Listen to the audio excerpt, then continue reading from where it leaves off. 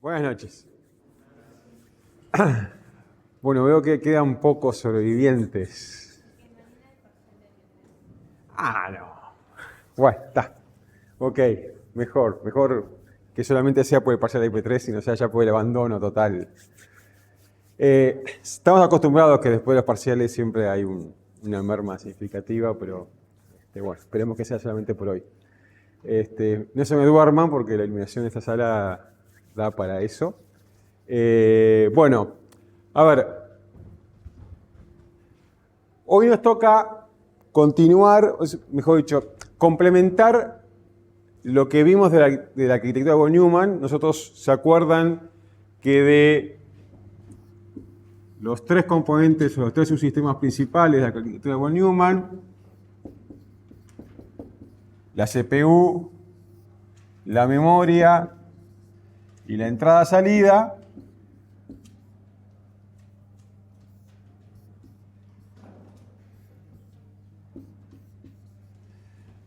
vimos primeramente la memoria, estuvimos estudiando cómo se construye una memoria, los flip-flops y las memorias de RAM, todas esas cosas. Vimos cómo se construye una CPU, la unidad de control, el banco de registros, la unidad aritmética y lógica, cómo es que eso trabaja. Bueno, hoy vamos a concentrarnos en la entrada-salida. Vamos a estudiar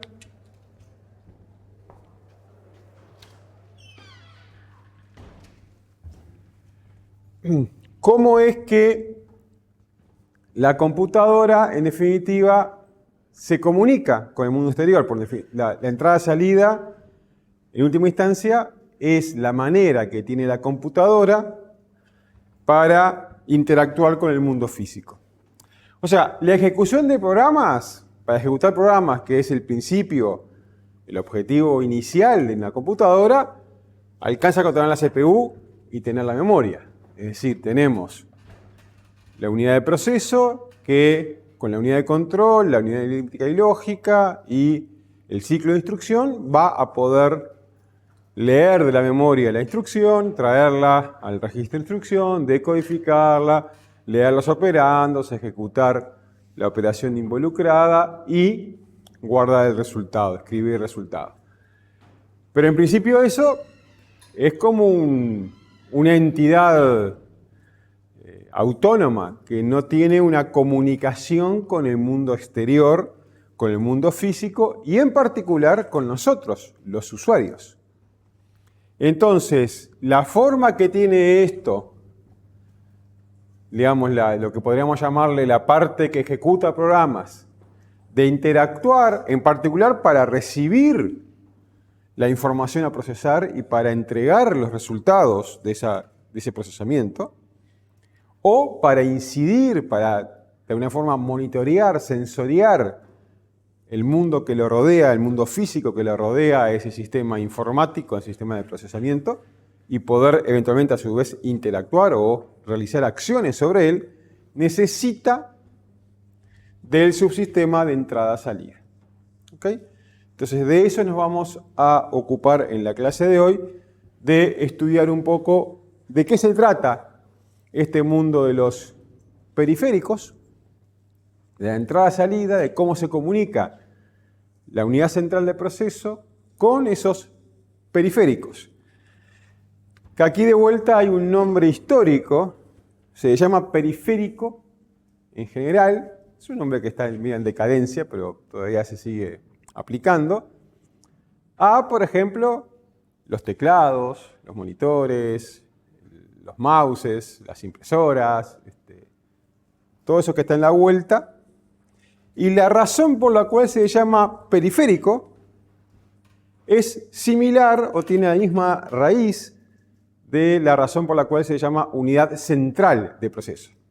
Y era por cómo estaba distribuido originalmente en las primeras computadoras que, como ustedes recuerdan, ocupaban salas enteras para poder desplegar toda la parafernalia de equipamiento que era necesario para lograr hacer funcionar la computadora.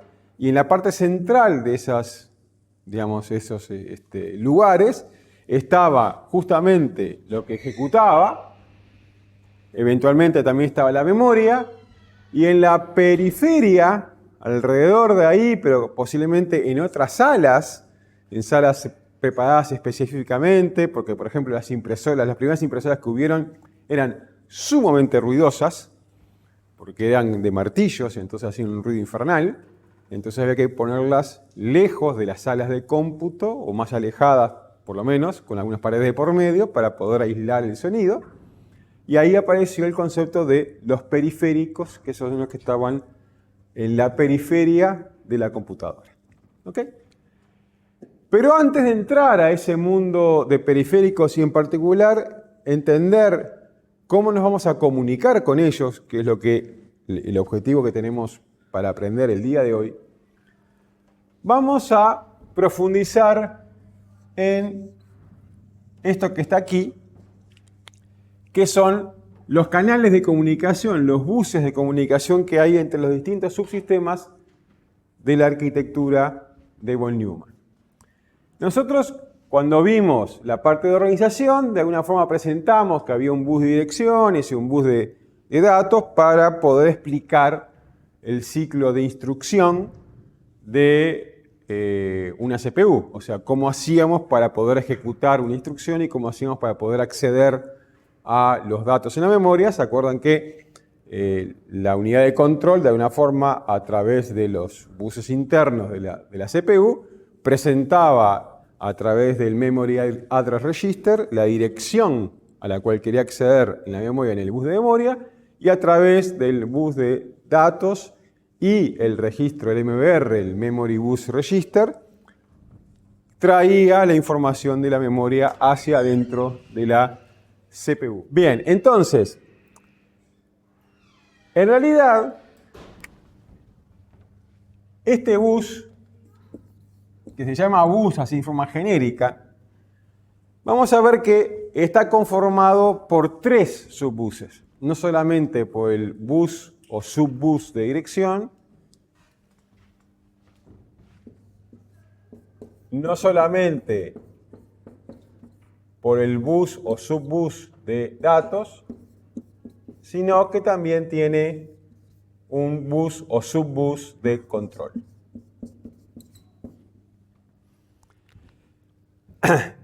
Se habla de buses o de subbuses de dirección, datos y control, porque bueno, uno podría decir, ok, el bus es eso que comunica, ese canal de comunicación que permite interactuar, que permite mover información entre los distintos subsistemas, entre la CPU, la entrada-salida, la CPU, la memoria, la entrada-salida.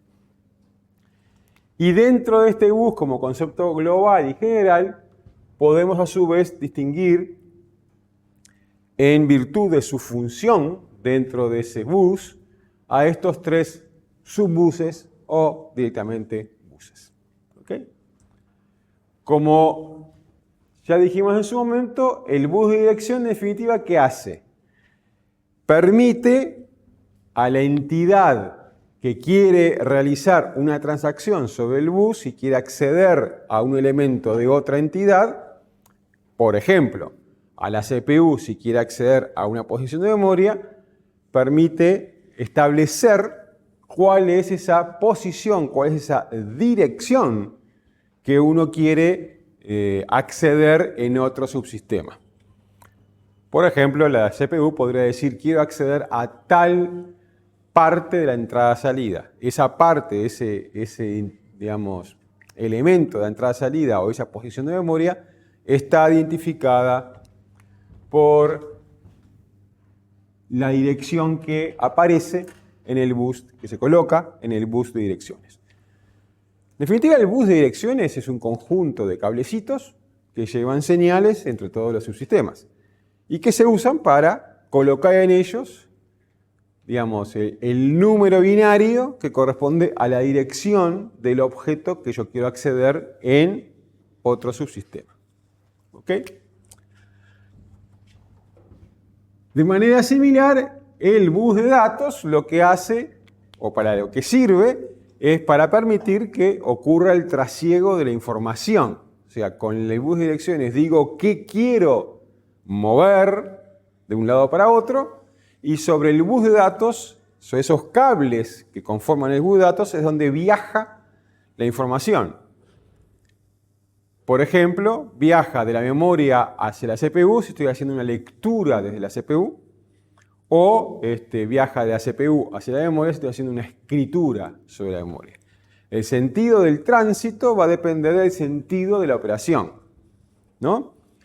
Y por supuesto, el sentido de la operación depende de qué punto esté mirando, ¿no? Para la CPU, una operación de escritura mueve datos de la CPU hacia la memoria, pero vista desde la memoria lo está recibiendo, ¿no? O sea, pues entonces, en definitiva, por el bus de datos circula la información que es seleccionada por el bus de dirección. ¿Y qué hace el bus de control? Bueno, el bus de control contiene una cantidad de señales que van a permitir que esa comunicación sea posible. Permiten controlar, como su nombre lo indica, permiten sincronizar el diálogo, el movimiento de información entre los distintos subsistemas. Y entonces tenemos que en el bus de control, por ejemplo, van a viajar señales que le van a indicar a las otras partes si la transacción es en un sentido o en otro. Por ejemplo, señales que indican la escritura o la lectura. En el bus de control van a viajar, por ejemplo, relojes de sincronización, para que haya un sincronismo y las cosas ocurran en los momentos, como siempre dijimos, por la dificultad de crear sistemas que sean asincrónicos, siempre vamos a estar normalmente trabajando con sistemas sincrónicos, donde va a haber un reloj que va a pautar la cadencia con la cual ocurren las cosas. Y entre las cosas que van a ocurrir es justamente las transferencias sobre estos buses. En el bus de control también aparecen, por ejemplo, un conjunto de señales que van a servir para, por ejemplo, determinar qué subsistema puede adueñarse del bus para hacer una transacción. Porque en principio lo más fácil es, vamos a clasificar los buses, vamos a ver alguna otra cosa más, pero lo más fácil de pensar es, bueno, la CPU es la dueña del bus. Bueno, pero no necesariamente es así en los sistemas modernos. En los sistemas modernos, por ejemplo, la memoria o la entrada-salida también puede manejar el bus, particularmente la entrada-salida. Pero ¿qué pasa? Obviamente, el bus es algo común, de ahí el nombre de bus. Es algo que pasa por todos lados, por tanto pertenece a todos. Si este lo está controlando, este no puede estar controlándolo al mismo tiempo. Habría un conflicto, solamente un elemento, solamente un subsistema puede estar siendo el dueño del bus en un cierto instante del tiempo. Bueno, ¿cómo se maneja eso? ¿Cómo se resuelve eso? Se hace a través del bus de control con una cantidad de señales que definen el pedido. Quiero acceder al bus y bueno, hay una señal que indica si tiene derecho o no, que se resuelve. Bueno, después vamos a ver los distintos esquemas que hay para resolver esa problemática. ¿Okay? Otra señal que vamos a ver a partir de la clase que viene, que tiene que ver con tener la capacidad de solicitarle a la CPU ser atendido, por ejemplo, un dispositivo de entrada-salida que no tenga la capacidad de ser dueño del bus, va a pedirle a la CPU que comande la transacción. Pero la forma de decirle, quiero ser atendido, es hasta una señal que se llama interrupción, que vamos a ver más en detalle en las próximas clases. Bueno, todo ese tipo de señales que en definitiva sirven para permitir que la comunicación sea posible, están en ese bus de control. ¿Ok? Bien, ¿alguna pregunta hasta acá? ¿Se entendió? ¿Sí? Bueno, los buses, digamos que hasta podríamos decir, en las primeras décadas de la industria de la computación, los buses no fueron algo muy significativo. O sea, era algo interno a la computadora, que no había mucha atención a eso. Pero después hubo, a partir de la aparición de lo que fue la computadora Apple II en particular, y después, por supuesto, el IBM PC, que de alguna forma copió la idea base que tuvo Steve Wozniak y Steve Jobs, los buses pasaban a ser un tema fundamental, ¿no?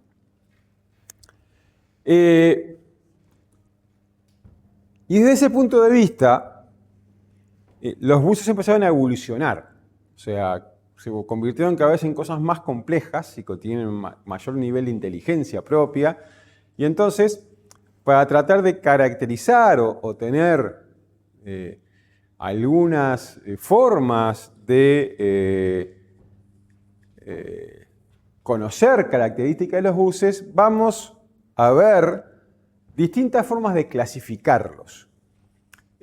No hay una única forma de clasificar, e incluso las clasificaciones o la ubicación de un bus particular en una categoría o en otra, también pueden evolucionar a lo largo del tiempo porque van cambiando también los usos y van cambiando las formas en que estos buses se diseñan y se implementan en las computadoras.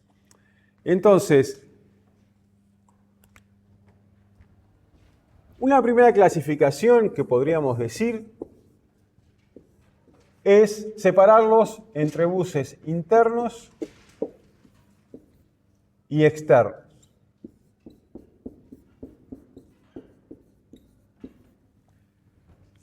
La diferencia entre los buses internos y externos es una clasificación un tanto, ¿cómo podríamos decir? Un tanto relativa, ¿no? No es una clasificación tan contundente porque hay una frontera gris ahí de qué se define, dónde está la frontera del sistema. ¿No? Porque claramente interno quiere decir que es interno al sistema, está de alguna forma dentro de la computadora, y un bus externo es que quiere decir que está fuera de la computadora. Ahora, ¿dónde termina la computadora? ¿La computadora qué es? ¿Es la placa base de circuito? Como uno podría llegar a pensar hoy, en base a que todo está tan, digamos, compactado y comprimido que una computadora entera entra en una placa de circuito, una placa madre. Es las paredes de las heladeras, esas que teníamos en la década del 50, que implementaban las primeras computadoras y teníamos roperos enteros con pedazos de computadora. ¿Dónde está esa frontera? La frontera era la puerta de la oficina donde se construía la computadora, la pared que encerraba todos los elementos de la computadora. Bueno, como que la frontera esa se ha ido moviendo en función de la tecnología y en función de cómo se ha construido. Y de alguna manera podríamos decir que los buses internos, hoy por hoy, son aquellos que están dentro de las placas madres de las computadoras, tanto los laptops, computadoras personales. Es decir, es lo que está, por ejemplo, en la plaqueta del teléfono inteligente, que no deja de ser una computadora que ustedes tienen. Y que el bus externo son los que llevan cables largos. O sea, los que precisas un cable más largo para conectar las cosas, por ejemplo, el bus USB, que nos sirve para conectar mouses, impresoras, auriculares o cualquier cosa en una computadora o en un teléfono o una tablet. Eso sería un bus externo en el día de hoy. Entonces, esta categoría, como decimos, es una categoría un tanto relativa o un tanto difícil de aplicar en términos absolutos, pero el concepto que de alguna forma debemos tener es que los buses internos en realidad nos preocupan poco y son un resorte más del diseñador de la computadora. Y los que más nos preocupan a nosotros como usuarios, como programadores, o inclusive como diseñadores de periféricos y de cosas que se van a conectar a la computadora son los buses externos. Entonces, ¿cómo son las conexiones entre la CPU y el banco de memoria? Y bueno, termina siendo un problema de Intel y los fabricantes de los bancos de memoria, o de AMD y los fabricantes de bancos de memoria. Pero ¿cómo es el USB? Y bueno, ya no es un problema solo de Intel, ¿no? Porque hay mucha gente que está trabajando con esos buses, está haciendo periféricos que van a funcionar con eso. Entonces, como que lo interno y lo externo tiene que ver también con el lugar de aplicación de esos buses. Otra clasificación posible de los buses tiene que ver ahora con una de las 3 características o 3 elementos que definen de alguna forma la especificación de un bus. Uno, para cuando quiere diseñar un bus, quiere proponer un nuevo bus, no le gusta ninguno de los buses disponibles, y dice, bueno, vamos a inventar un nuevo bus, va a tener que la especificación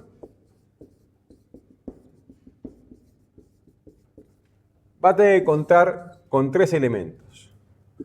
Una especificación mecánica, una especificación eléctrica, vamos a ver qué es cada cosa, y una especificación de protocolo, o protocolo de comunicaciones.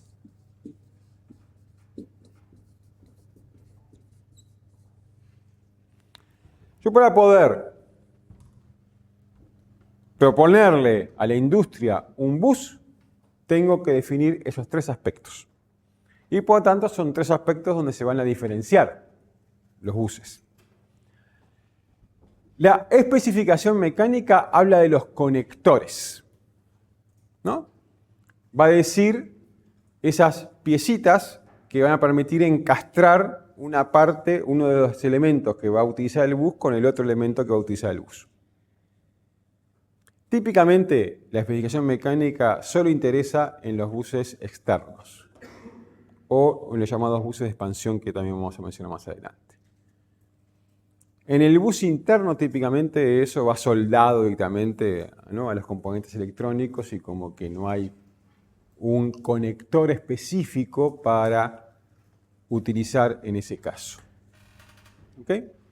Pero, por ejemplo, si yo quiero sacar un diseño de un bus que compita con el USB, voy a tener que definir qué conector usar. De hecho, el USB tiene no sé cuántos conectores hasta de partido, porque tenemos el USB A, el B, el mini, el micro y el C ahora. Y están por sacar alguno nuevo en cualquier momento. Y entonces, yo tendría que decir en ese caso, bueno, voy a usar un conector de tal tamaño, que tiene las patitas a tal distancia, que en cada patita hay tal señal y que va a tener un enchufe, digamos, de tipo receptor y un enchufe tipo macho, un tipo hembra, y todas esas cosas que tengo que especificarlas. Y tengo que hacer dibujitos con las dimensiones, ¿no?, y con todo eso, para que, si yo logro imponer en la industria ese conector, se pueda fabricar y entonces lo comiencen a utilizar. El segundo aspecto, la segunda especificación que voy a tener que hacer, es la eléctrica. Voy a tener que decir qué señales van a circular. En particular, ya sé que voy a tener señales de dirección, voy a tener que decir cuántos bits de dirección va a tener ese bus, si es que tiene. Voy a tener que decir cuántos bits de datos tiene ese bus y cómo se manejan. Voy a tener que decir qué niveles de señal voy a usar, si voy a usar voltaje, si voy a usar diferencia de corriente, si voy a usar 5 volts, si voy a usar 3,3, si voy a usar 12, 8,8, 1,8, perdón. ¿Qué voy a usar? Voy a tener que decir el reloj, qué frecuencia de reloj voy a usar. Voy a tener que establecer, bueno, distancias máximas posibles para que la señal no se degrade, es una cantidad de elementos que constituyen la parte eléctrica de la especificación. Y finalmente, voy a tener que especificar el protocolo de comunicación, que va a tener que ver con, bueno, ok, si dos entidades que comparten este bus que estoy diseñando quieren comunicarse, ¿cómo lo hacen? ¿Cualquiera puede manejar el bus? ¿Va a haber uno, digamos, una sola entidad que lo pueda hacer? ¿Cómo hace una entidad que no tiene capacidad de manejar el bus para hacer una transferencia? Todas esas especificaciones se establecen en el protocolo de comunicación. Un protocolo de comunicación, como su nombre lo indica, es un conjunto de reglas, ¿no? ¿Un protocolo qué es? Es eso, un conjunto de reglas que se deben seguir para hacer algo. En este caso, es el conjunto de reglas que se deben respetar para poder realizar esa comunicación que pretendo hacer sobre ese bus. ¿Ok? ¿Se entendió hasta acá? ¿Dudas? Bueno, ahora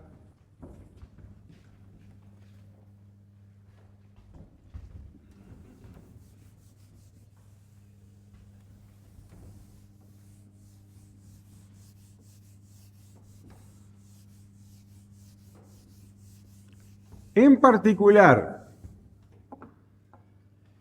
respecto a esa especificación del protocolo de comunicaciones, es que se distinguen otra clasificación de los buses en simples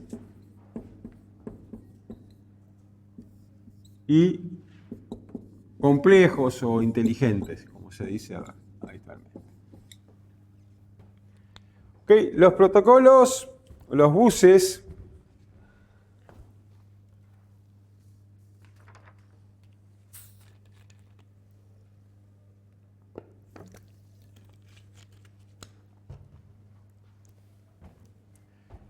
simples tienen un protocolo de comunicación sencillo, fácil de implementar. Y típicamente son lo que se llama master-slave, o maestro-esclavo. Es un protocolo de comunicaciones que resuelve fácilmente el asunto. Hay un único dueño del bus. Ese dueño es el único que puede hacer transferencias, que es el maestro, ¿no? Cualquier otra entidad que sea de categoría esclava va a tener que conseguir la atención de la entidad maestra para poder hacer la transferencia en caso de precisarla. Típicamente una computadora que utilice un bus con protocolo de comunicaciones simple, la entidad maestra es la CPU, lo cual parece bastante obvio, ¿no? Los buses inteligentes, o complejos, como quieran llamarlos, queda más lindo llamarlo inteligente, ¿no? Porque es más marketinero. Por el contrario, cualquier entidad puede, en un momento, ser dueña del bus y controlar la transferencia. En el maestro esclavo, el que controla de una forma, el que maneja el bus de control, es el maestro, es la entidad maestra. Y no la suelta nunca. En los protocolos inteligentes, el bus de control puede ser manejado, puede ser adueñado por cualquier entidad que esté compartiendo el bus. Yo le llamo entidad a los nodos, a los subsistemas que están conectados a través del bus, ¿no? Sean estos CPUs, memorias, periféricos, entrada-salida, todo lo que sea, no importa. Son entidades que están conectadas a través del bus. Entonces, en el bus inteligente sucede que esas entidades, cualquiera de ellas, puede adueñarse del bus de control para comandar las transferencias de información que van a ocurrir sobre el bus. Entonces,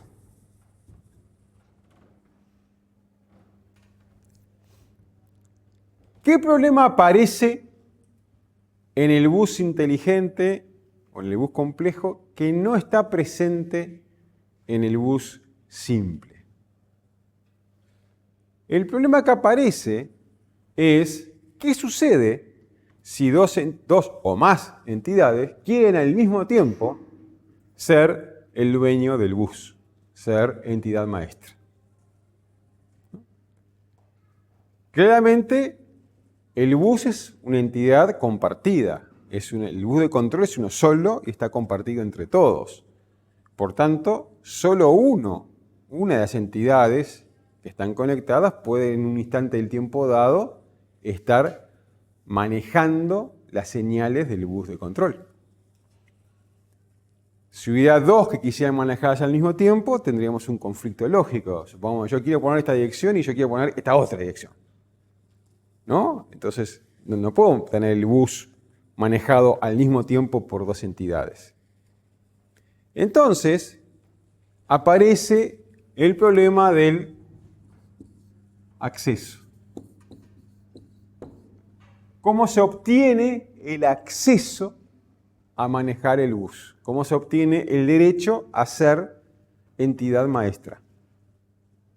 Entidad controladora del bus. ¿Ok? Entonces, aquí aparece un concepto que, siguiendo la idea, ¿no?, estamos con terminología diplomática, ¿no?, porque el protocolo es algo que también se usa mucho en la diplomacia, ¿no? El protocolo, cuando hay reuniones de presidentes o cosas por el estilo, se sigue un protocolo para quién saluda a quién primero, quién se sienta al lado y quién al otro lado. Todas esas cosas están resueltas por un protocolo preestablecido que todas las cancillerías del mundo, cuando hay temas diplomáticos internacionales, se siguen esos protocolos. Bueno, cuando tengo un conflicto, someto el conflicto a un arbitraje. Y entonces, el arbitraje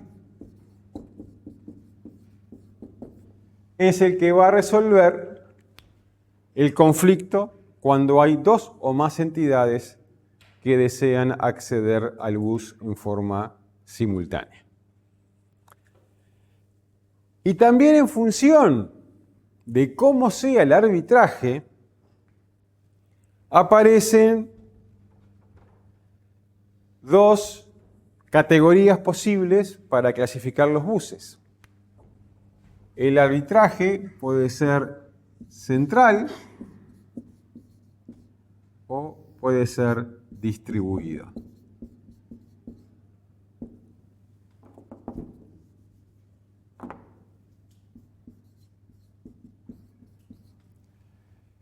En el arbitraje central hay una entidad y solamente una entidad en el bus que va a resolver los conflictos de acceso que existan sobre el mismo.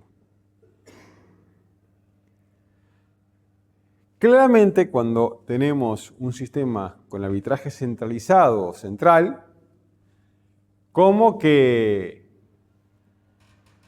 y para peor si esa entidad central es juez y parte, o sea, es una de las entidades, y va a tener bastante vocación a asignarse, en caso de conflicto, asignarse a sí mismo, ¿no? O sea, hay como una especie de jerarquía establecida en el bus de por sí, ¿no?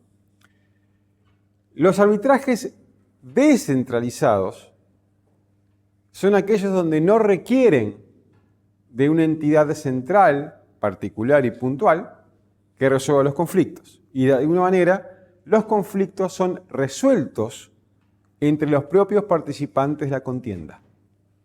Supongamos la entidad A, la D y la F quieren acceder al bus al mismo tiempo. No le van a consultar a la entidad Z que resuelva quién gana. Van a resolverlo mediante un algoritmo entre ellos mismos.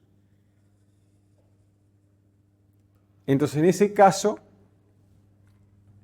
en principio, no hay una entidad que establezca de por sí una jerarquía o una distinción o algo que es distinto, Pero eso igual no es obstáculo para que también existan algoritmos jerárquicos o algoritmos equitativos.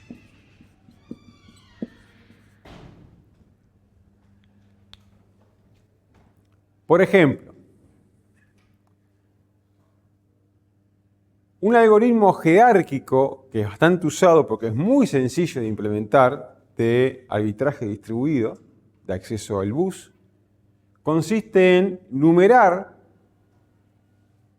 las conexiones posibles al bus, ¿no? El bus va a tener conectores donde yo voy a poder enchufar subsistemas.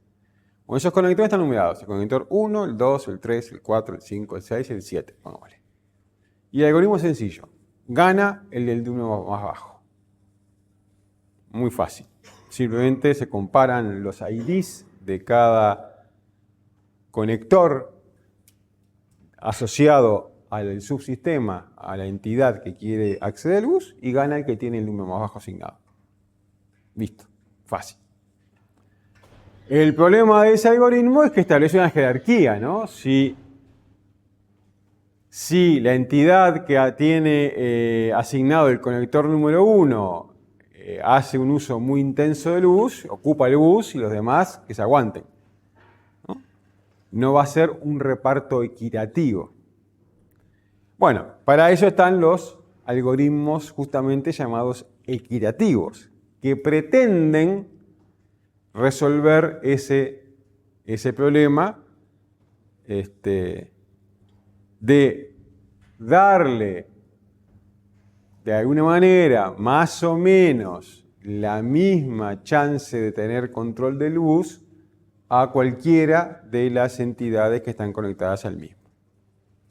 Una forma sencilla de resolver, en realidad, de mejorar el algoritmo que acabo de mencionar, que es un algoritmo típicamente jerárquico, y convertirlo en algo, podríamos decirle pseudo-equitativo, pero es hacerle la siguiente mejora, que es, cuando ocurre la contienda, se asigna un ganador basado en el número del conector, lo que llamamos el número de slot, pero los otros dos quedan esperando por una nueva contienda y no puede entrar nadie a competir por el bus una vez que el que ganó la primera contienda hizo uso del bus y lo suelta.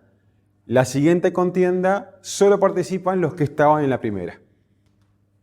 ¿Se entiende? O sea, al principio participaron el A, el C y el F. Ganó el A. Perfecto. Terminó de usar el bus el A. Lo suelta, lo libera. Ahora compiten de vuelta. Pero si el A quiere hacer de vuelta o el B quiere entrar en la contienda, no puede. Solamente pueden competir el C y el F. Gana el C. O usa el bus, lo libera. Nueva contienda. ¿Entre quién? Entre el F y sí mismo. Gana el F. Entonces así logro que si bien en cada contienda hay una jerarquía, visto en el macro tiempo, esa jerarquía no existe. Porque, digamos, el C y el F en el ejemplo que puse, le ganan al A o al B en la segunda contienda y el F le gana a todos en la tercera contienda. Entonces, como que la jerarquía deja de aparecer en este caso. ¿Ok? Bien, ¿se entiende esto?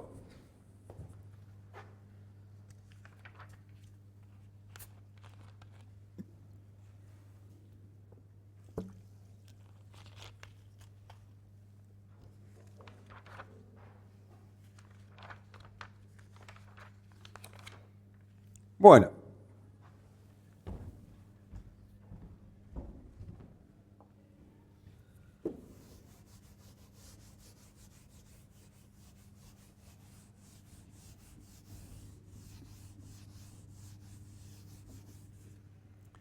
Comentaba hace un rato que el tema de los buses tomó relevancia en la década del 70 cuando aparecieron las computadoras personales, por decirlo de una forma, ¿no? Primero fue la computadora Altair 8000, que habíamos comentado en su momento, después la Apple II, la IBM PC y todo el mundo de clones y compatibles que surgió alrededor de esos dispositivos. Y en particular, los buses que empezaron a tallar en la industria y generaron inclusive hasta batallas comerciales en la industria, son los llamados buses de expansión.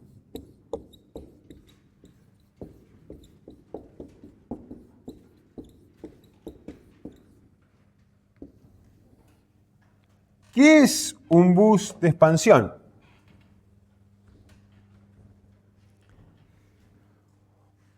Un bus de expansión es aquel que permite expandir las capacidades de una computadora luego de construida.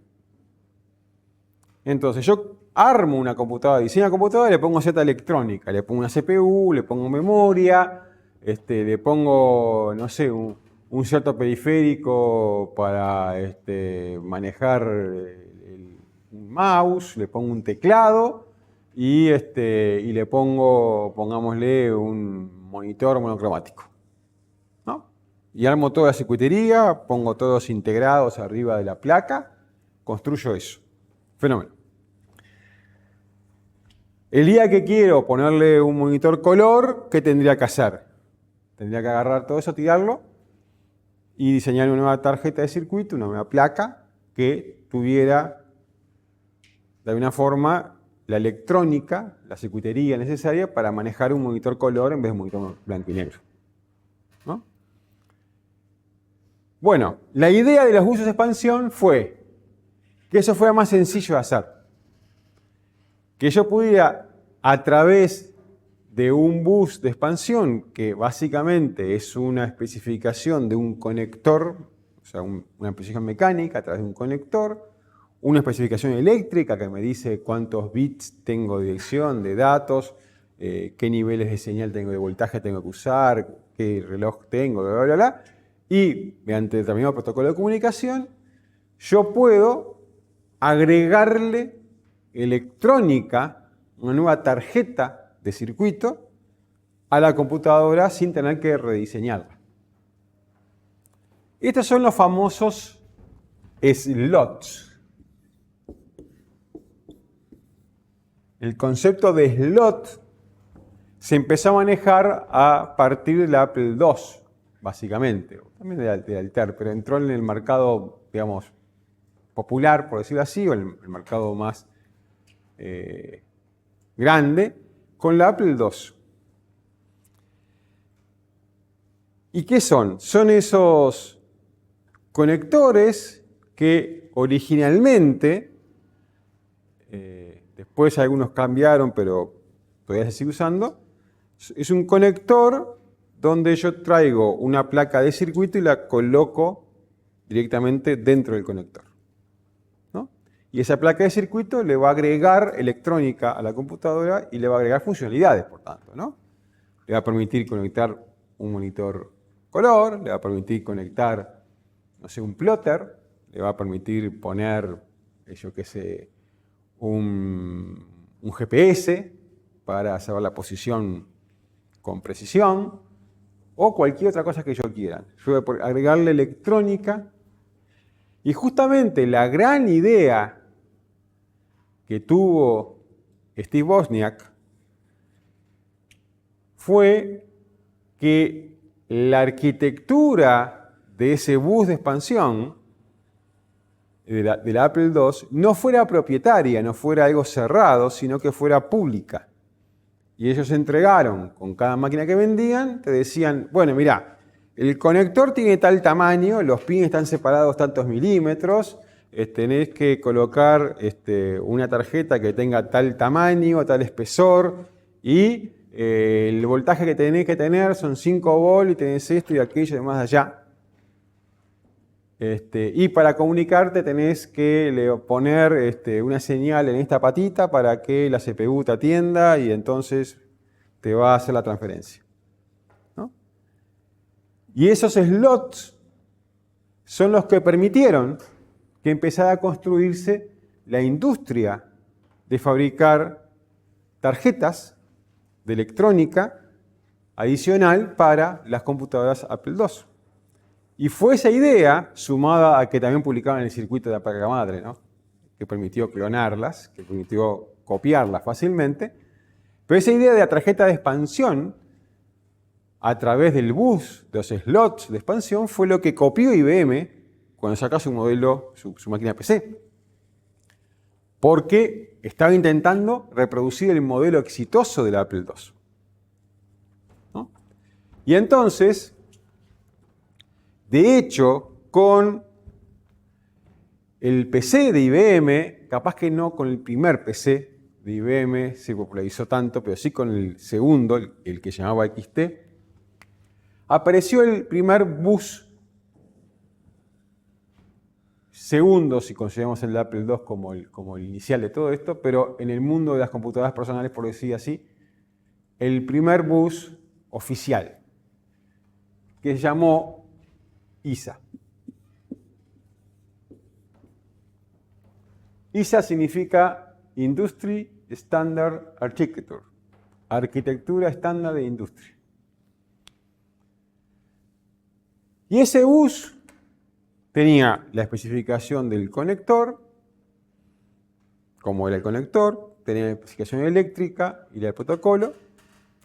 Básicamente el bus ISA era la amplificación del bus interno de la CPU, o sea, del bus de memoria de la CPU 8086. O sea, para comunicarse con su entrada, con la entrada-salida y con la memoria, el 8086 tiene un conjunto de líneas de bus de dirección, de bus de datos y bus de control.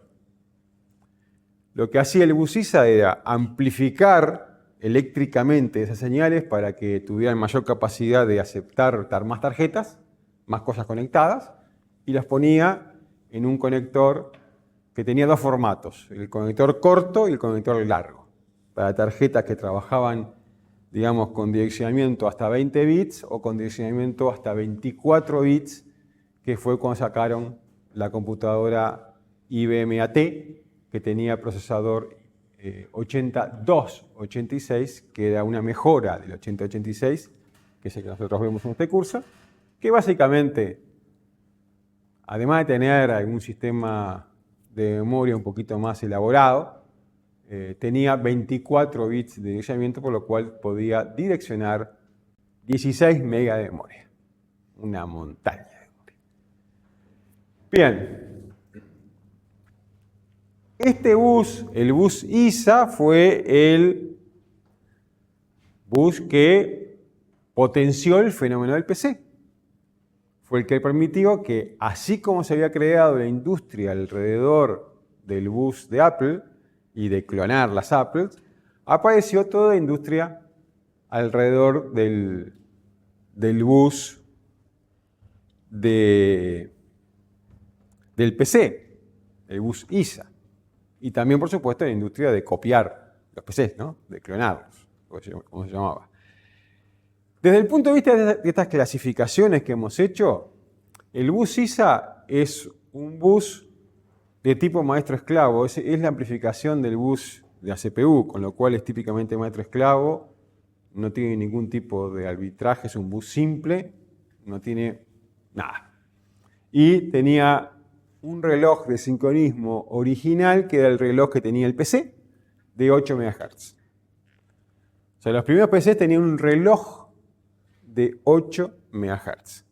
Esa era la frecuencia con la cual trabajaba la CPU y el resto de los elementos estaban sincronizados con el reloj de la CPU. Bien. Allá por 1985, 84, por ahí, después de haber sacado el computador AT, el que comentábamos recién, que tiene 8286, IBM se embarcó en un proyecto bastante interesante, porque fue una apuesta a volver al mundo que IBM conocía. ¿Qué había sucedido? IBM, cuando lanza el PC, hasta ese momento, primeramente era la empresa número 1 del mundo en computadoras. Pero también era, digamos, la fábrica de los computadores, digamos, propietarios, que si vos comprabas la computadora IBM, tenías que comprarle las terminales IBM, los teclados IBM, los discos IBM, las impresoras IBM, las cintas IBM, todo IBM. Aunque había una pequeña industria de clones o de cosas compatibles, pero básicamente era todo IBM. Las demás empresas hacían lo mismo, o sea, no era un tema de IBM. La industria estaba construida, estaba diagramada de esa manera. Era el reino de los sistemas propietarios. ¿Qué pasó con el mundo del PC? Bueno, eso claramente cambió, porque cualquiera podía construir un PC compatible. Así como cualquiera podía construir un Apple compatible.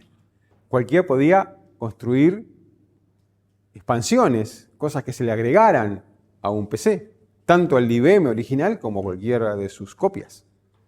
Y toda esa industria había escapado del control de IBM. O sea, IBM ya no era el dueño del mercado, seguía siendo líder, sí, pero estaba amenazado por todos lados porque no tenía el control del mercado. Había perdido lo que hasta ese momento le había llevado décadas construir, que era tener el control absoluto de sus clientes y de los mercados que trabajaba.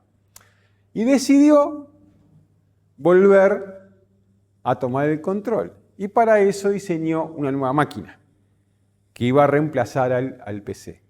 Entre las cosas que diseñó para esa nueva máquina, diseñó un nuevo bus que se llamó microcanal.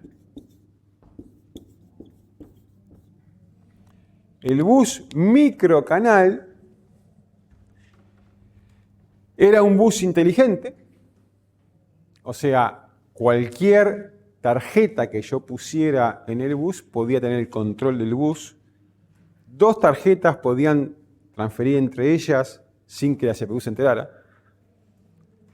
Era de 32 bits, tenía una frecuencia de reloj mucho más arriba, no me acuerdo si era de 16 o de 32 MHz. O sea, era mucho más rápido que el bus ISA, tenía mucho más bits. El bus ISA tenía 16 bits de datos porque es el bus de la CPU Intel. En cambio, este era de 32 bits, un reloj mucho más alto, o sea, inteligente, pero no publicó las especificaciones. O sea, dijo, el que quiera hacer tarjetas para mi nueva computadora tiene que golpearme la puerta, tiene que comprarme una licencia de fabricación y voy a cobrarle, no sé si me acuerdo si eran $2 por cada tarjeta que vendiera. ¿No? Y entonces IBM me dijo, con esto yo retomo el control porque tengo un bus que me pertenece, que no es público, por lo tanto nadie lo puede usar sin mi permiso y sí que me pague royalties. A su vez, el resto de la máquina, creo que les conté la historia en su momento, la diseñó con el objetivo que fuera inclonable, que no se la pudieran copiar. Fracaso estrepitoso, o si quieren, fracasó con total éxito. Por 2 motivos. Primero, la máquina se la copiaron a las 48 horas. Como les conté, Chiefs Technologies logró los integrados básicos en 48 horas. Y había clones, no sé, en 2 semanas. Y la industria ignoró por completo el bus microcanal. Y dijeron, no, pará, te voy a tener que pagar $2 por cada vez que venda un producto que diseño yo. No me interesa. Y los fabricantes que habían crecido a la sombra del PC de IBM, empresas como Acer, empresas como Texas Instruments, que ya hace años se retiró del mercado del PC, empresas en ese momento, bueno, había muchas marcas que hoy ya no existen. Acer es quizás la marca que todavía persiste en el tiempo, pero había una cantidad de marcas en ese momento, se juntaron y dijeron, y ven, vos querés seguir por ese camino, seguí tranquila, suerte en pila. Y hicieron un nuevo diseño de un bus, distinto del microcanal, que llamaron el bus EISA.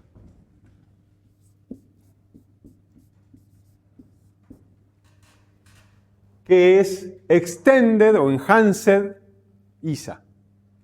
O sea, el ISA mejorado. Y fueron sumamente inteligentes en el diseño. Y se ve que fueron asesorados por Intel con eso, ¿no? Porque hicieron el mismo truco de Intel. ¿Se acuerdan que yo les conté cuál fue el truco de Intel cuando diseñó el 8086 y por eso terminó siendo memoria segmentada y todo eso? Que dijo, quiero ser compatible con mi pasado para contar con software. Bueno, los que diseñaron EISA dijeron, quiero ser compatible con ISA. ¿Por qué? Porque el día 1 que apareció la primera computadora microcanal de IBM, no había ninguna tarjeta en el mercado que fuera microcanal compatible, salvo las que vendía IBM, que eran 3 o 4. El día que lanzaron al mercado la primera computadora con el bus EISA, tenía disponible miles de opciones de tarjeta ISA que eran compatibles. ¿Qué iba a comprar la gente? Iba a comprar donde tiene más opciones, ¿no? Además del precio, si vos tenés una tarjeta que precisás porque tengo que controlar, no sé, una cosa rara que yo tengo y que había una tarjeta justo que funcionaba como, no sé, para manejar un tomógrafo, y voy a comprar la computadora EISA.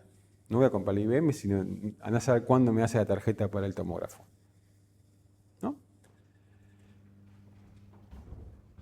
¿Y qué era? En realidad el bus EISA era un bus doble. Era diseñado en el conector de una forma muy ingeniosa, de tal forma que las patitas del bus EISA estaban más abajo que las patitas del bus ISA. Entonces, las tarjetas EISA tenían el peine, lo que se inserta en el slot, en el conector. Las EISA eran más grandes y tocaban abajo. Y las ISA, cuando yo ponía una tarjeta ISA, solamente tocaba las de arriba. Y entonces, el bus conmutaba automáticamente entre ser un bus inteligente, de 32 bits, de alta frecuencia de trabajo y todas las cosas y muy parecidas a lo que tenía el bus de IBM, conmutaba a ISA de 16 bits, más destro esclavo, con todo eso, cuando la tarjeta que ocupaba el bus era una tarjeta ISA. Claro, mientras la mayor parte de las tarjetas que se usaban eran ISA, el bus no sacaba rendimiento de ser inteligente.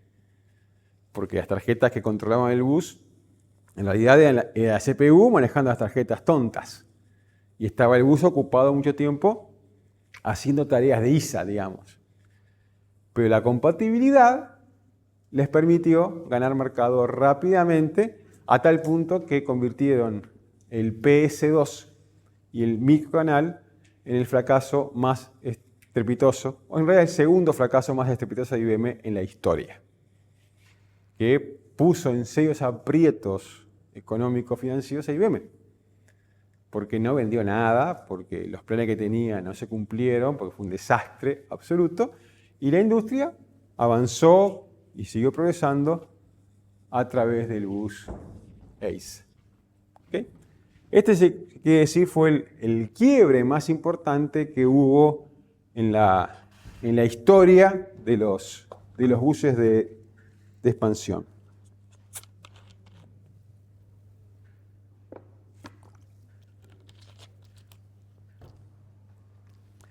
Esto fue en la segunda mitad de la década del 80 del siglo pasado y principios de los 90. Esta lucha y la resolución de esta lucha. ¿Qué pasó después? Bueno, empezó a tallar otro gigante que se había convertido en parte del estándar de la industria, Intel. Intel dijo, bueno, la verdad me gustaría imponer el destino de controlar la evolución del PC porque mis procesadores, yo vendo procesadores para PC, entonces me gustaría tener siempre el control de esa tecnología. Si bien no lo hizo propietario, o sea, no lo dejó para sí mismo, dijo, si yo voy marcando las pautas de la industria, voy a estar siempre a la vanguardia de la industria del PC, que es la que compra mis procesadores 80X86 o todos los que vienen después. Y entonces, ¿qué hizo Intel? Diseñó un bus. Y ese bus se llamó, o se llama todavía, PCI.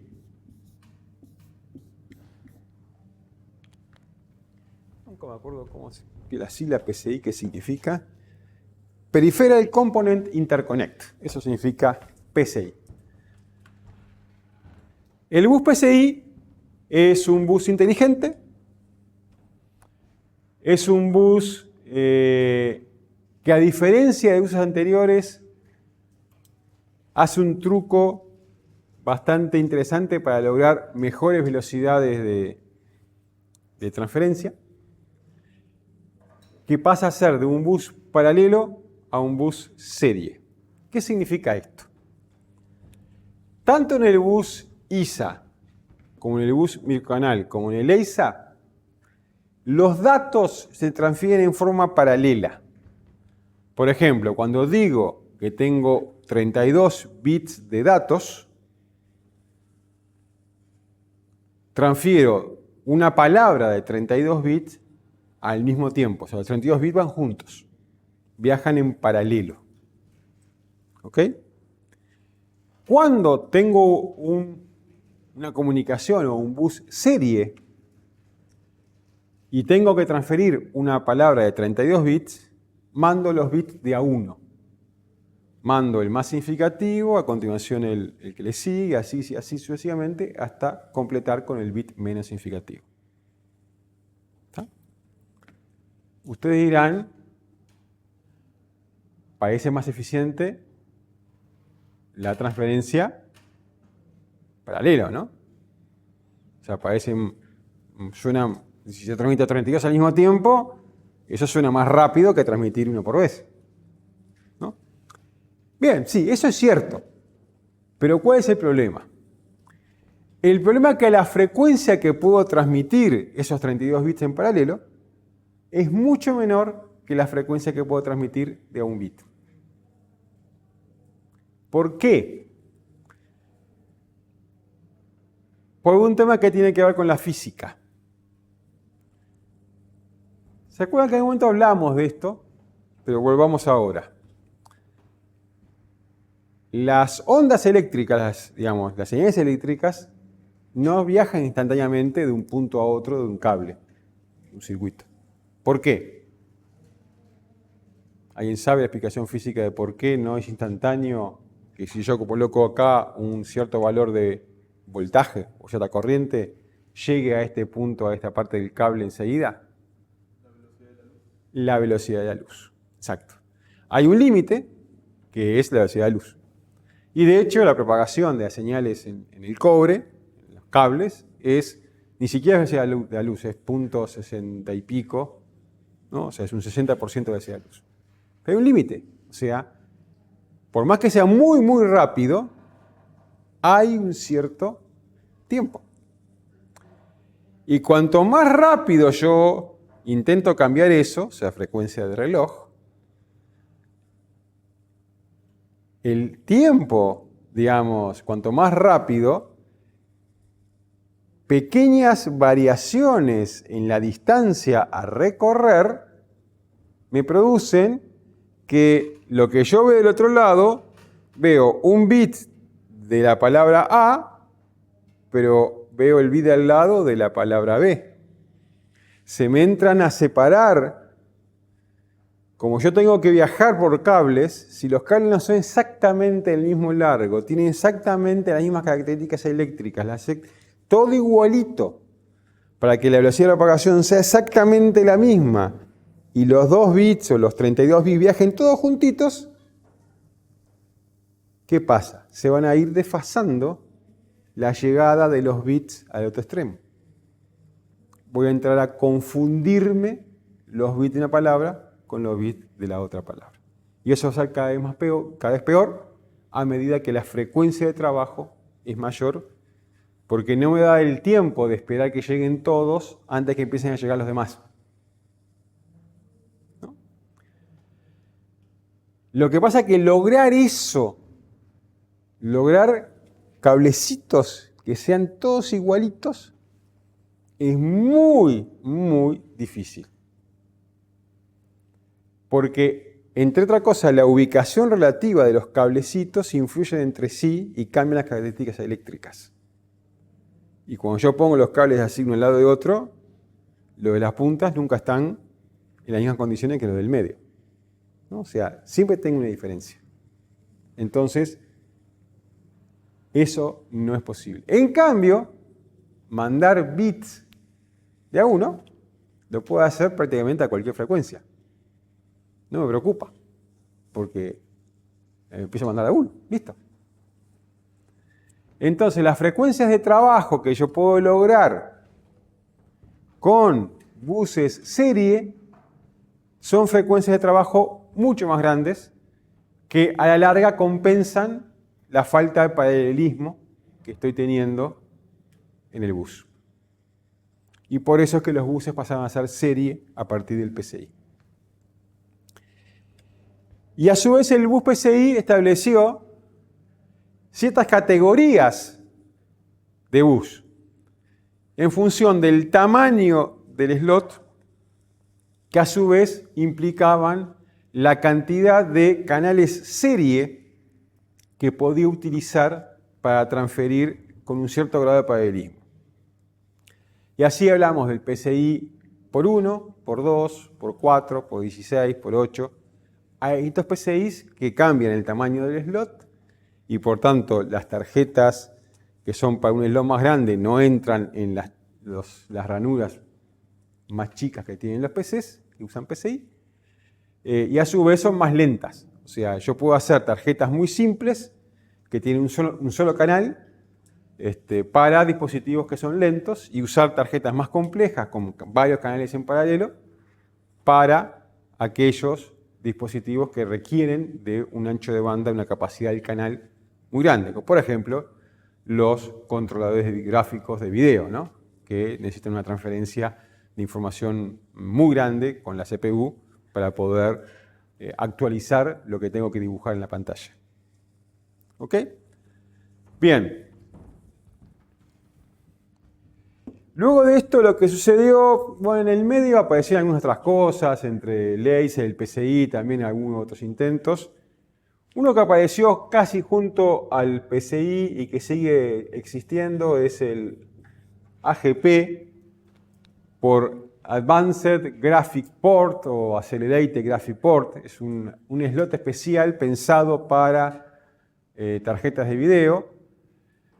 El primer PCI, o sea, el PCI 1.0, que fue el primero que sacó Intel, como que no tenía tanta capacidad y ya los requerimientos de gráficos había crecido mucho en la industria del PC en la década del 90 y como que el bus PCI estaba haciendo un cuello de botella para lograr buenos rendimientos de gráficos. Especialmente los renderings 3D y todo ese tipo de cosas. Y la AGP vino a resolver eso en un bus específico solamente para tarjetas gráficas y por lo tanto, de hecho, las computadoras tenían un solo slot AGP, porque admitían solamente colocar un controlador gráfico. Eso después Intel lo fue mejorando a través de las distintas versiones del PCI.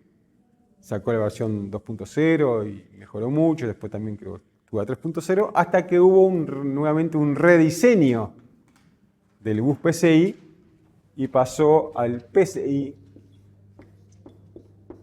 Express. El PCI Express, curiosamente ahí, Intel rompió con su tradición y dejó de ser compatible. El PCI Express, por más que el nombre parece ser PCI, es otro bus distinto.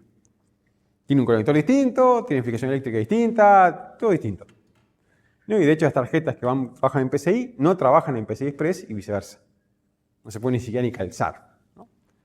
Pero el PCI Express es un bus mucho más avanzado, con mucha mejor tasa de transferencia, y pretende ser una especie de bus universal, o sea, sirve para tarjetas gráficos, para puertos de comunicación, para cualquier cosa. Todo lo puedo hacer a través del PCI Express. ¿Okay? Y hoy por hoy diríamos que el PCI Express, es el bus utilizado en la industria. O sea, todas las computadoras modernas traen bus PCI Express y ya prácticamente todo lo demás se dejó de utilizar y ya no hay más tarjetas disponibles en el mercado, salvo segunda mano o algún fabricante de nicho muy particular que sigue construyendo cosas en PCI. ¿Ok? Bien. ¿Preguntas?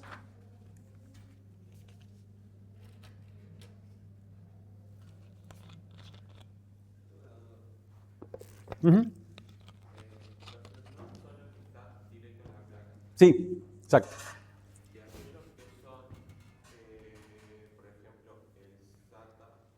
Ahora vamos a llegar a eso. Sí, ahora vamos a hablar un poquito de los otros buses, ¿no?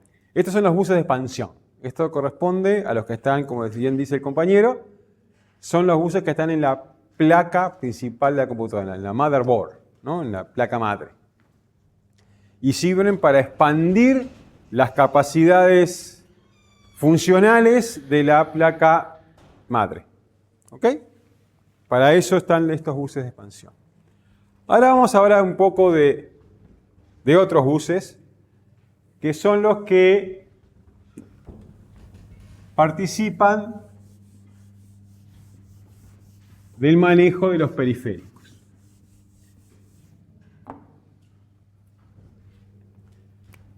Periféricos. Como decíamos hoy, reciben este nombre porque estaban en la periferia de las primeras computadoras y constituyen todos los elementos que permiten interactuar con usuarios y entorno.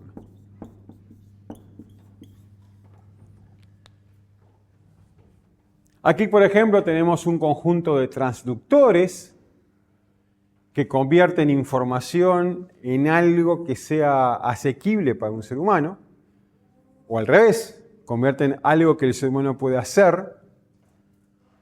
O sea, el ser humano por ahora no ha desarrollado mucho la capacidad de generar ondas electromagnéticas que puedan incidir en la comunicación entre la memoria y la CPU, por lo cual tiene que hacer otro tipo de actividades para poder introducir información en la computadora. Por ejemplo, lo que sabemos los seres humanos es mover cosas, ¿no? Con los dedos. Por ejemplo, puedo mover una tecla para arriba, para abajo, apretar la tecla y soltarla. Y si yo convierto esa acción mecánica a través de un transductor de algún tipo, en este caso una llavecita, en una señal eléctrica, entonces la computadora va a poder entender eso como que quiero apretar una tecla o quiero ingresar el valor de una tecla en la computadora. Otro ejemplo de transductor, bueno, al revés, por ejemplo, como nosotros no sabemos leer electromagnetismo, porque las ondas electromagnéticas, las únicas que sabemos interpretar, nuestros sensores propios, ahí va, pregunta, nuestros sensores, ¿qué ondas electromagnéticas perciben? Porque percibimos electromagnetismo. ¿Alguien sabe cuáles? Sí, la luz. O sea, los seres humanos tenemos unos sensores llamados ojos que son capaces de decodificar el electromagnetismo de las ondas lumínicas. Entonces, lo que hacemos es colocar un transductor que traduce señales eléctricas que nosotros no podemos decodificar adecuadamente, salvo cuando ponemos el dedo del enchufe, que ahí sí decodificamos que tenemos un problemita, a través de los monitores, a través de las pantallas. Y eso antiguamente se hacía a través de impactar un flujo de electrones sobre fósforo para que prendiera, y actualmente se hace a través de diodos emisores de luz y cosas similares. Pero eso es otro periférico. Las impresoras, ¿no? Para mostrar información a través de colocar en papel alguna tinta, tintas líquidas o plásticas o lo que sea, para que el ser humano pueda leerlas igual que leemos un libro. El mouse, convertirlo en movimiento que yo puedo hacer con mi mano de un aparatito, convertirlo en la posición en la pantalla de un cursor. Todos esos transductores son parte de los periféricos que constituyen, digamos, la forma de interactuar con los usuarios. Hay otro conjunto de periféricos que permiten a las computadoras interactuar directamente con el medio ambiente, ¿no? Sensores de distinto tipo de cosas, por ejemplo, sensores de sonidos, sensores de iluminación, sensores de movimiento, sensores de todo tipo, que podemos convertirlos en señales eléctricas también para que la computadora los procese y eventualmente tener actuadores, o sea, dispositivos que a través de una señal eléctrica, por ejemplo, pueden cerrar una llave de potencia para prender un motor o cosas por el estilo. Todo eso forma parte de estos periféricos que permiten a la computadora interactuar con nosotros y con el entorno. Hay otro tipo de periféricos, entre comillas, que se agregaron al concepto de entrada-salida, si bien, bueno, potencialmente o eventualmente uno podría discutir que si es un término apropiado meter ese concepto de entrada-salida, que son el almacenamiento.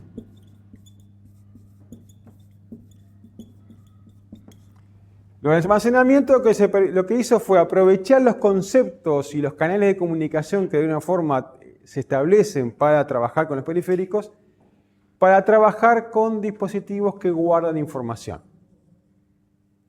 Estrictamente hablando, no son transductores, simplemente guardan información en un formato distinto que la que está contenida en la memoria de la computadora. Utilizan técnicas magnéticas, ópticas o combinadas, o también ahora electrónicas, como las memorias flash, para guardar información, ¿no? Y ahí entran los discos duros de estado sólido, o sea, los de tipo flash, entran los CDs, los DVDs, las unidades de cinta, todas esas cosas que permiten guardar información de una u otra manera. Y también podemos entrar en la categoría de periféricos a los que son los, que podemos llamarle las interfaces de comunicación.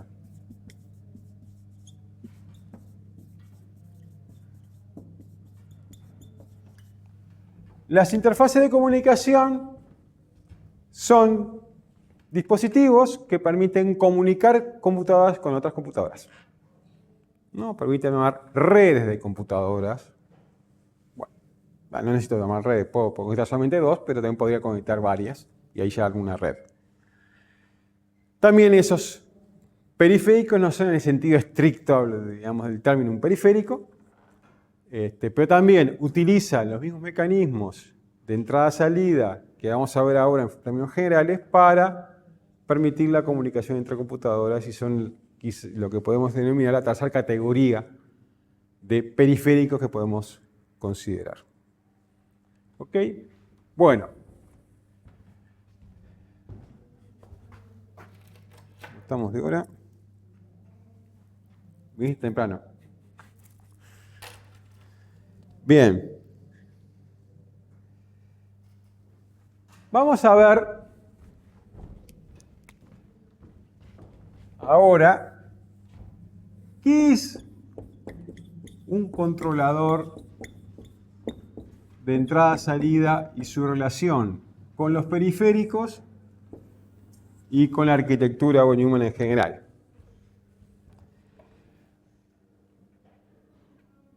A ver, también acá hay una razón histórica por la cual se llama controlador de entrada-salida, porque tiene que ver con que, ¿se acuerdan que les dije las impresoras iban en una salita y, ¿no? La computadora estaba en la otra sala? Estrictamente hablando, la impresora, lo que iba en la salita esa era solamente de parte mecánica de la impresora. Lo que controlaba la impresora iba dentro de la sala de la computadora. Había una heladerita, ¿no? Un ropero de esos que tenía la electrónica que manejaba los motores y los martillos que pegaban en la cinta entintada y que a su vez pegaban sobre la hoja de papel y que imprimían. Y toda esa lógica de control, esa electrónica de control, estaba en ese ropero y se llamaba controlador de la impresora. Era el controlador de la entrada-salida, ¿no? En definitiva, es lo que le da la inteligencia al periférico. O sea, el periférico, llámese conjunto de, por ejemplo, en el caso de impresora, una impresora de, digamos, papel tipo continuo, ¿no? Que es un conjunto de motores y electroimanes. Para que eso logre imprimir, tengo que manejar todo eso en forma sincronizada, ¿no? Y recibiendo la información de lo que quiero imprimir y convirtiéndolo a indicaciones para arrancar y frenar los motores, para arrancar y frenar los martillos que correspondan, y hacer mover la hoja, hacer moverlos. Todo eso tiene que ocurrir con cierta inteligencia, y esa inteligencia está en el controlador. Bueno, el tema es que después que evolucionó la cosa, nosotros esta inteligencia del controlador ha ido migrando de dónde se encuentra esa inteligencia, ¿no? Y tenemos distintos escenarios posibles. Y esa primera topología en la cual teníamos la inteligencia junto con la unidad central de proceso al lado, en otro ropero, y la parte mecánica o electromecánica medio separada, bueno, esto ha ido migrando. Y hoy la inteligencia puede estar, igual que antes, puede estar cerca de la computadora, capaz que adentro del chasis de la computadora, dentro de la caja, que es hoy mi computadora, como un extremo, igualito que antes. En otro extremo puede estar completamente en la caja del periférico, en este caso en la caja de la impresora, y toda la inteligencia para imprimir la tiene autónoma la impresora, y de hecho, para imprimir la página de prueba ni siquiera preciso la impresora, ¿no? Aprieto un botón y sale una página de prueba. O puede estar mezclado, o mucho más que mezclado, distribuido entre el gabinete donde tengo, digamos, de una forma el periférico y el gabinete donde tengo la computadora. O la placa madre o, digamos, la placa de expansión, pongámosle. Un ejemplo de esto son los discos. Y en particular, como mencionó el compañero hoy, el SATA, ¿no? Las formas de conectar esas. ¿Por qué? Porque en realidad toda electrónica que hace mover si estoy hablando de un caso de un disco duro clásico, ¿no? Electromecánico, ¿no? Que tenemos un disco que gira y cabezas magnéticas que se mueven y mandan impulsos eléctricos. Toda la electrónica que controla todo eso, hace girar a la velocidad adecuada, mueve las cabezales, manda los impulsos eléctricos, lee los impulsos eléctricos del magnetismo que tiene impregnado la superficie. Todo eso está en el propio disco. Pero la inteligencia de cómo organizar la información en ese disco no está en la electrónica del disco, está en una placa que se llama controlador de disco o adaptador de discos que va en la computadora. Entonces ahí tengo la inteligencia como dividida en dos lugares. ¿De acuerdo? Si queremos podemos llevar esto a algunos esquemas. En las notas ustedes van a ver varios esquemas y pueden, si quieren, profundizar en las distintas variantes, pero se puede resumir en un par de esquemas básicos donde tengo la CPU, tengo la memoria,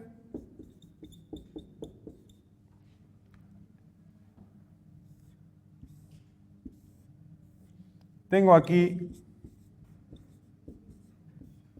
algo que voy a llamar adaptador. Aquí voy a tener algo que voy a llamar bridge. Y entonces tengo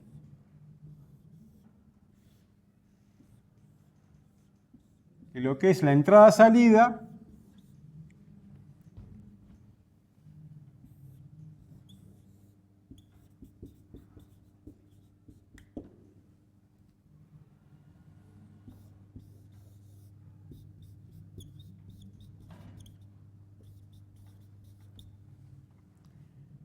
voy a llegar aquí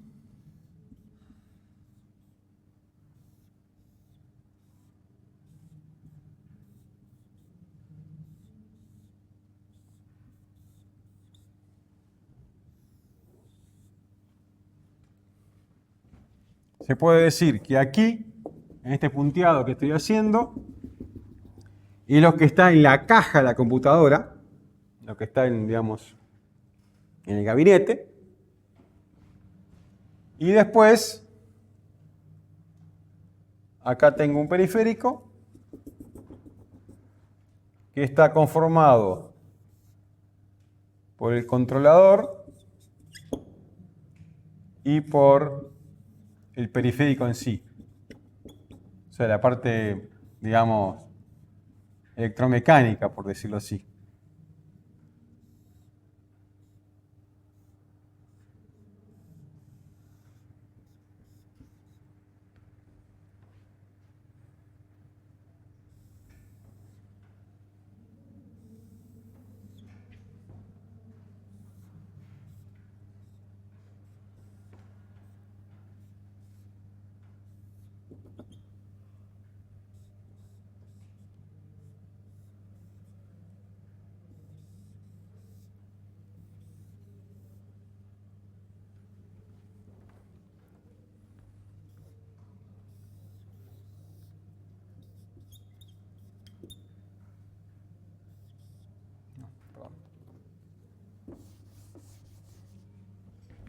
Vamos a hacerlo punteado para que quede bien, como están los otros.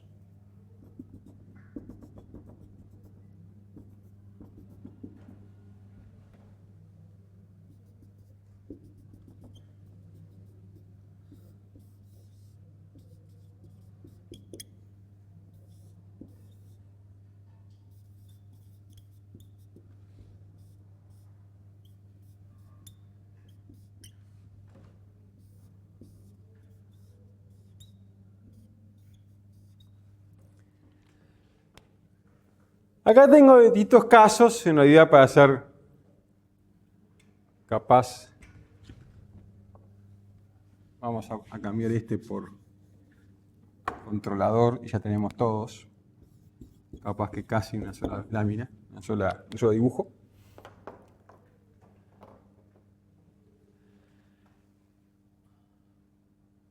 Acá tenemos un caso, por ejemplo, este que está acá, donde hay parte del controlador que está, digamos, en la caja de la computadora y parte del controlador, parte de inteligencia que está en el periférico. Este podría ser el ejemplo que mencioné recién de una unidad de discos, donde acá hay un controlador de discos que va en una ranura o en la motherboard misma de la computadora, y acá hay un disco que, si bien está dentro de la caja de la computadora, bueno, podría estar afuera, ¿no? En definitiva, no está en la placa madre, por decirlo así, ¿no? Y la electrónica de control de toda la mecánica, la electromecánica del disco, está en el propio disco, ¿no? Ese es el primer caso, donde tengo un controlador que está parte de inteligencia dentro de la computadora, parte de inteligencia dentro del periférico. Después tengo acá abajo algo que llamé interfaz. Se le llama interfaz en general cuando no hay inteligencia, o sea, toda inteligencia del periférico está en el periférico, está acá. Y acá simplemente necesito comunicarme de alguna manera con el bus que tenga la computadora. Y acá se habla de una interfaz. Por ejemplo, la interfaz paralelo, que se usa, ahora capaz que cayó muy bien desuso, pero que se usaba mucho para conectar impresoras o escáneres a las computadoras. La interfaz paralela básicamente era algo que mandaba datos para allá. No tenía mucha inteligencia. Todo el manejo de la impresora estaba o está en la impresora. ¿Ok? Y el caso del medio muestra una situación donde hay varios periféricos, más de uno. Acá no lo dibujé, pero cada uno va a tener su inteligencia, su controlador y la parte electromecánica que corresponda. Debe haber varios conectados. Por lo tanto, esto que está aquí es un bus externo. Un bus que va a permitir conectar cosas por fuera de la computadora.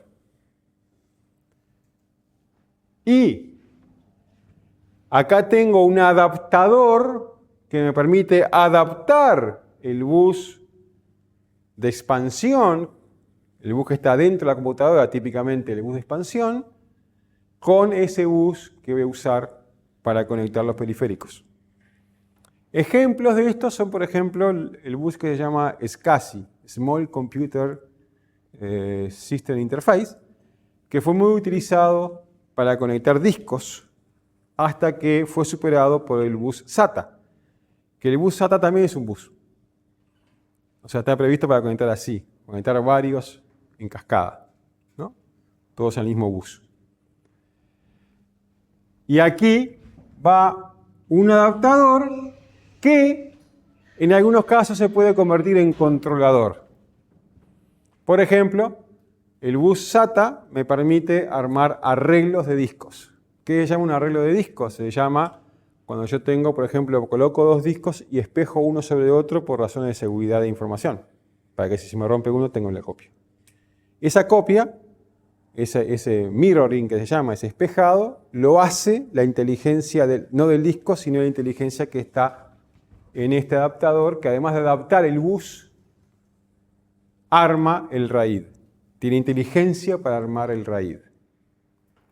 Entonces, muchas veces se sigue llamando adaptador, pero pasa a ser casi un controlador de discos, porque tiene inteligencia propia para hacer cosas.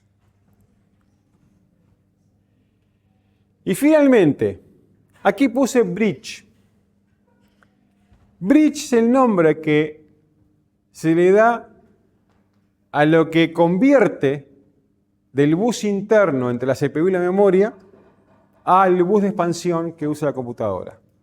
Por ejemplo, el bridge PCI, el bridge PCI Express, va a permitir que la CPU, que en principio tiene un bus de memoria propio de la CPU, pueda tener un bus de expansión basado en un estándar, basado en PCI Express o basado en PCI o lo que sea. A eso que también es un controlador de entrada-salida, también se lo ve como un controlador de entrada-salida, se le llama bridge típicamente, ¿no? Esto más o menos cubre los distintos escenarios posibles. Después se anota si quieren repasen, pero las primeras computadoras, los buses ISA, el bus ISA no tenía bridge.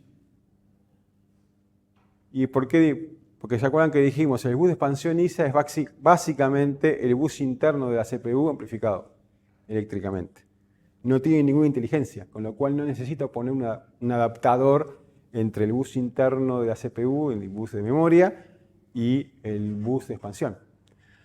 Para los buses tipo EISA, microcanal, PCI, PCI Express, sí necesito esa adaptación porque son buses inteligentes, son arbitrados, ¿no? O sea, tienen una lógica que el bus de la CPU, el que usa para mandar, leer y escribir en la memoria, no tiene nada de eso. ¿Ok? ¿Se entiende esto? ¿Sí? Bueno, entonces, los controladores de entrada-salida son los que van a manejar la entrada de los periféricos. Y de hecho, son con los cuales me tengo que comunicar para hacer cosas en los periféricos. Para lograr que los periféricos hagan algo, yo tengo que dialogar con los controladores de entrada-salida.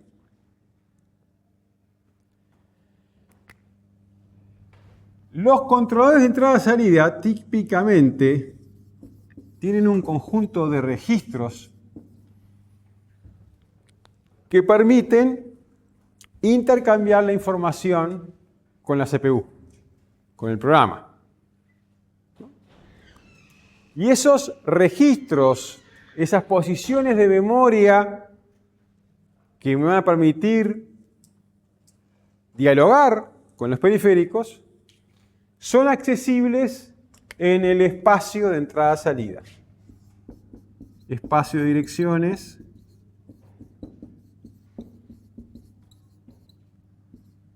Entrada-salida.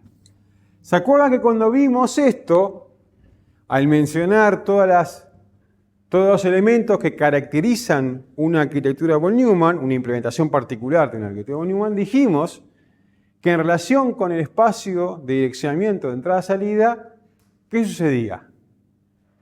¿Qué dos clases existían o qué dos grandes filosofías de diseño, de implementación había? ¿Se acuerdan? No me digan que no se acuerdan porque tuvieron que estudiar para el parcial, así que por favor acuérdense. Sí. No.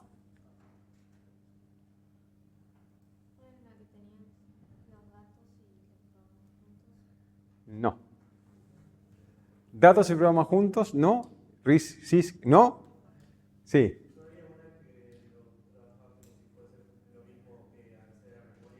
Sí. Exactamente. ¿Y el otro? Perfecto. ¿Qué era? Espacio de direccionamiento compartido. ¿Ustedes estudiaron para el parcial? Espacio compartido. ¿Compartido con quién? Compartido con la memoria. O sea, leer o escribir en la entrada-salida en estos controladores es lo mismo que leer o escribir en la memoria. O espacio propio. En cuyo caso se usan dos instrucciones específicas para hacer esto. La instrucción in y la instrucción out. En particular, el 8086 tiene esquema propio de direccionamiento, o sea, esquema de direccionamiento propio para entrada y salida, y por tanto tiene la instrucción in y la instrucción out. ¿Ok? La pueden ver en la cartilla. Básicamente, si la represento en alto nivel, la in le tengo que decir la dirección, y en la out le tengo que decir la dirección, y tengo que pasarle la variable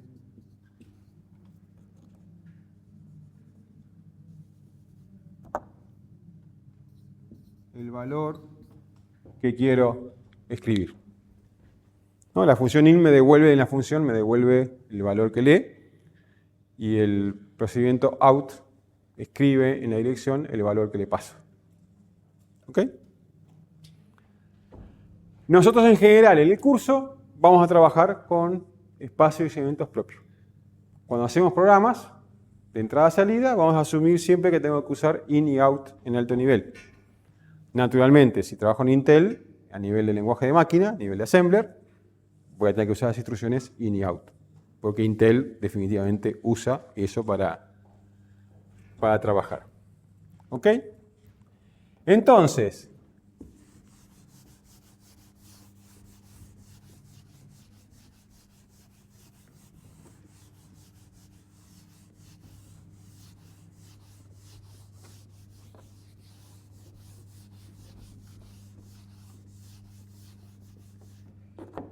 Yo cuando trabaje con la entrada-salida voy a estar haciendo in y outs y en realidad voy a estar leyendo o escribiendo estos registros que pertenecen al hardware del controlador de entrada-salida, pertenecen al hardware del periférico o de la plaquita o la tarjeta de expansión que está colocada en la computadora. Y esos registros no son memoria. Mejor dicho, a ver, sí son memoria los efectos del control de entrada-salida, es una posición de su memoria. Pero desde el punto de vista de lo que ve la computadora, de lo que veo yo como programador de la computadora, no se comportan del mismo modo que una memoria común. Aunque estuviera con el espacio de direcciones compartido, aún en ese caso el comportamiento es distinto. Porque estos registros de entrada-salida pueden ser de solo lectura, o sea, solamente puedo leerlos. Si yo escribo algo en ellos, no hacen nada. Pueden ser de solo escritura, solamente puedo escribirlos. Yo los escribo y vuelvo a leer en ese lugar y no me devuelve lo que yo escribí, porque solamente es de escritura. Pueden ser de lectura, escritura, o sea que funcionan como una memoria. Pero quizás de lo más siniestro es que pueden ser de solo lectura y solo escritura solapados. En la misma dirección de entrada-salida hay un registro de solo lectura y un registro de solo escritura. Por tanto, si yo escribo en esa dirección y leo, no estoy leyendo lo que escribí. Sí estoy leyendo algo que tiene sentido, porque el controlador lo puso ahí, pero no es lo que yo escribí. Porque en realidad hay dos registros físicamente separados que comparten la dirección. Uno se activa cuando es lectura, el otro se activa cuando es escritura. O sea, el comportamiento de los registros de entrada-salida respecto a su acceso es bastante siniestro. Tiene bastantes bemoles y hay que tener cuidado, y eso depende fuertemente de las especificaciones de cada controlador. Es decir, cuando yo uso un controlador de entrada-salida, debería obtener la hoja de especificación de ese controlador de entrada-salida que me va a decir el mapa de direcciones de sus registros y me va a decir el tipo de registro que es, si de solo escritura, de solo lectura, de lectura-escritura solapados, o escritura y lectura normal, o todo lo que sea, y a su vez me va a decir la función que tiene ese registro, ¿no? La función de los registros típicamente entran en las siguientes categorías. Función de datos de entrada, función de datos de salida, función de estado y función de control.